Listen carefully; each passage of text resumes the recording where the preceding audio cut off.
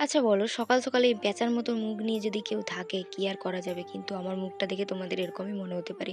ধৈর্যের পরীক্ষা সকাল সকাল এই যে এক বুঝাবো আর এক লিখবে। তারপর ছুটি দিয়ে আসার পরে রাস্তাটা খালি দেখো। প্রতিদিন এর থেকেও পুরো আমাকে হাঁটু অব্দি কাদা থাকে। তারপরও স্ট্রাগল করে পড়াতে আসি। আর ওরা বলে কি, ৳১,০০০ জন্য এত কষ্ট করছো। ৳১,০০০ নাকি হাতের মোয়া। ভাই রে ভাই, ইনকাম করা কি এতই কষ্টকর? আমি বুঝতে পারি না। হ্যাঁ, আমি ২ বছর ধরে পড়াচ্ছি। তবে কিন্তু ইনকাম করাটা আমার কাছে সবথেকে কঠিন হচ্ছে কোনো শব্দকে বোঝানো আর কোনো শব্দকে বলার পর সে যদি না লিখে। আমাদের জেনারেশনে যারা টিউশন পড়ে না, তারা কতটা স্ট্রাগল করে জানো? ভাষা কন্ট্রোল করে, মুখ দিয়ে এই বেরিয়ে যায় অবস্থা।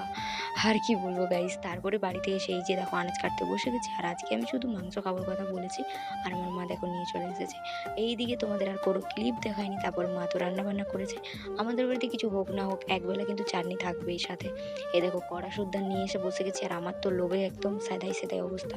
এরপর আরেকটা টিউশন পড়ানো আছে। তো এই দেখো কড়াটা বারবার দেখাচ্ছি কেন গাইস, আমি মাথা পুরো খারাপই হয়ে গেছে। আজকের ভয়েসটা একটু অন্যরকম, কারণ সামনেই কালী পুজো, আর আমি কালী পুজোর দিনই ভয়েস দিচ্ছি। আর এই দেখো এরা চলে এসেছে কালী পুজোর ২ দিন আগে। এই দেখো এসেই বাউলি শুরু করে দিয়েছে। আচ্ছা বলো, কালী পুজোর ২ দিন আগে কারা এরকম বোম ফাটে বলো তো? এদের মাথায় তো পুরোই সেন্স, একদম এক ব্যাগ পুরো নিয়ে এসেছে। আর কিছুটা আমার জন্য নিয়ে এসেছে, কিন্তু আমি তো বলো তো, আমি এসব ছোটবেলা থেকেই কোনোদিনও ফাটাইনি। আর এই ঝুরঝুরি টুরঝুরি আমার এসব কালী পুজো, দুর্গাপুজো আমার জন্য নয় গাইস। এরপর আমার রাত্রের খাবার আনতে যেয়ে ওকে একটু কাজ শেখাচ্ছিলাম। আসলে আমার কাছে বাচ্চা থাকলে আমি তাদেরকে একটু টুকিটাকি কাজ করাই না, কাজ শেখাই বলতে হয়। কারণ কি বলো তো, আমি শিখছি ছোটোবেলা থেকে। আমাকেও এরকম করে আমার দিদি বলো, মা বলো, আমাকে কিন্তু এরকম বলে দিত, এটা ওটা করতো। আমি শিখে গেছিলাম।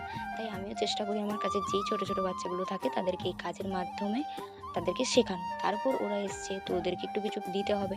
তো তারপর ভাবলাম যে পোজটাই করে দিই। আমি এইসব টুকিটাকি ছাড়া কিছু রান্নাই করতে পারি না, সত্যি কথা। তো তারপরে এই দেখো এইখানে ২ রকম মিষ্টি নিয়ে এসেছিলো। তো ২টা মিষ্টিই আমাদের বাড়িতে আর মানে প্রত্যেকবারেই আনে। আর এত সুন্দর টেস্টি না, কি বলবো। মিষ্টিগুলো একদম তাজা ছিল। আর রস পুরো ভর্তি ছিল একদম। আর মিষ্টির টেস্ট তো সেই ছিল। তো আজকের ভিডিওটা কেমন লাগছে অবশ্যই কমেন্ট করো। রাধে টাটা।